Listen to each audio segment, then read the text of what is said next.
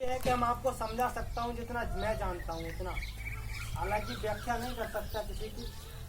और आज हमारे गणरिया समाज की, बघेल समाज की, कुरवा समाज की, गायरी समाज की, गाड़ी समाज की, देवासी, देवारी, कईयों उपजातियों से हमारा समाज जाना जाता है।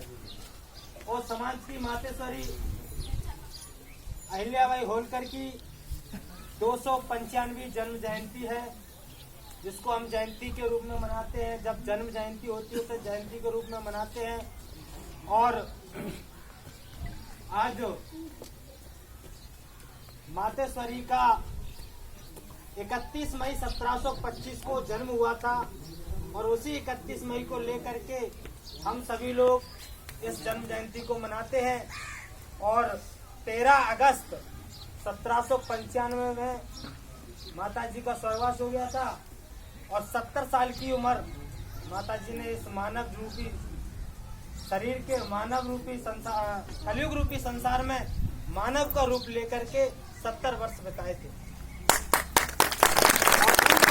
और माता अहिल्याबाई होलकर ने वो काम किए हैं हिंदुओं के लिए, सभी के लिए।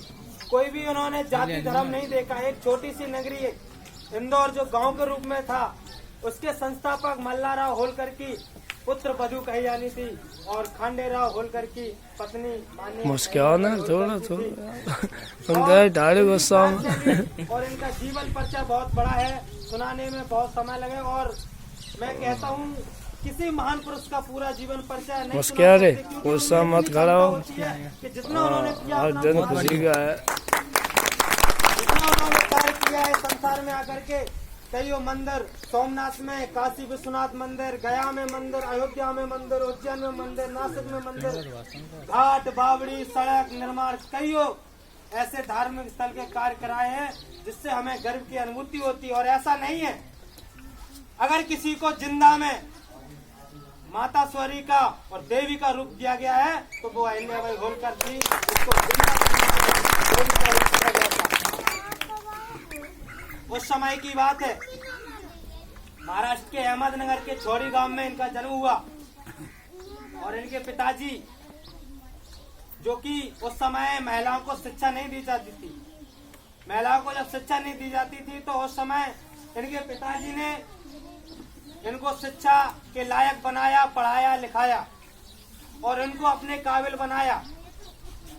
और इनके एक पुत्र और एक कन्या थी। और 1766 ईस्वी में इनके पुत्र का निधन हो गया।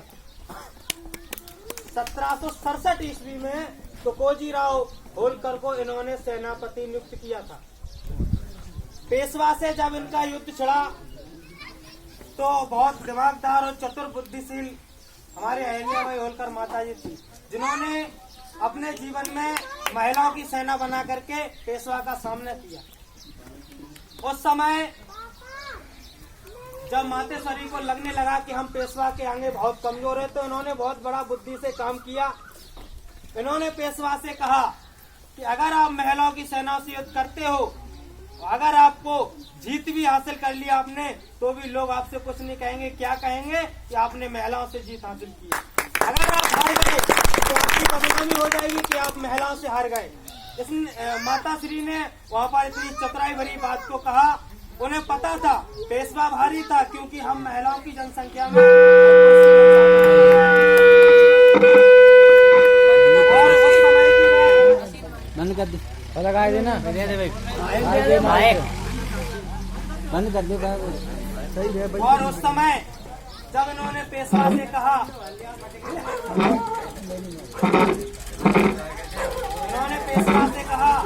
कि आप लौट जाइए, क्योंकि आप अगर महिला शक्ति से युद्ध करेंगे, अगर आप हार गए तो आपकी बदनामी होगी।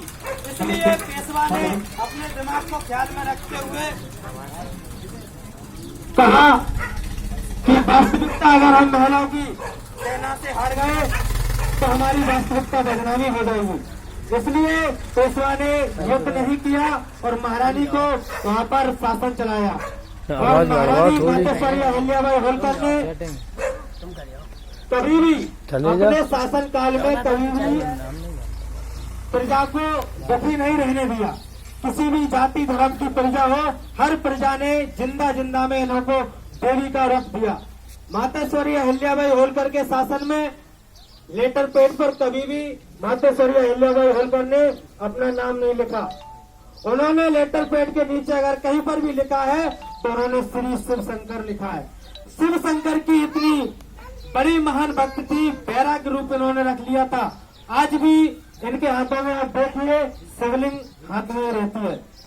शिव भक्त थी और काशी में सोमनाथ में शिव जी का मंदिर बनवाया, जो कि आज भी हिंदुओं द्वारा पूजा जाता है।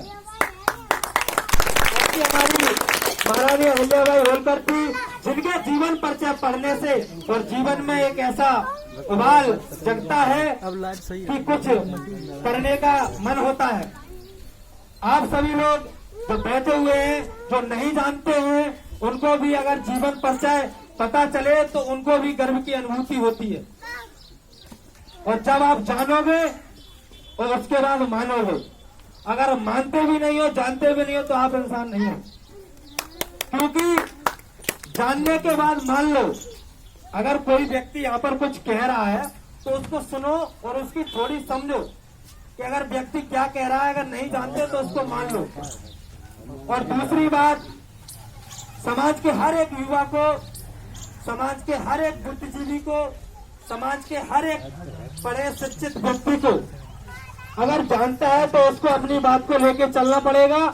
और समाज को तभी सफलता मिलेगी जब आप जानने और मानने वाले व्यक्ति को आगे रखोगे और आप आगे चलोगे, तभी समाज को ये सफलता पूर्वक यहाँ पर मिलेगी। आज आपको पता होना चाहिए, समाज की बहुत ज्यादा जनसंख्या है। ऐसे ऐसे लोग हैं जिनकी 2% जनसंख्या नहीं है, वो भी सीएम पीएम बने हुए रहते हैं। आपकी तो जनसंख्या इतनी है कि आप बहुत भारी हो देश में, और जिनकी जनसंख्या कुछ नहीं है उन्होंने शासन चलाया है। ये आपकी एकता का परिचय नहीं देता। और जो चाचा जी ने अभी भूतकाल में जो बात कही थी कि आपका बघेल समाज की एक पहचान पीला झंडा भेड़ निशान,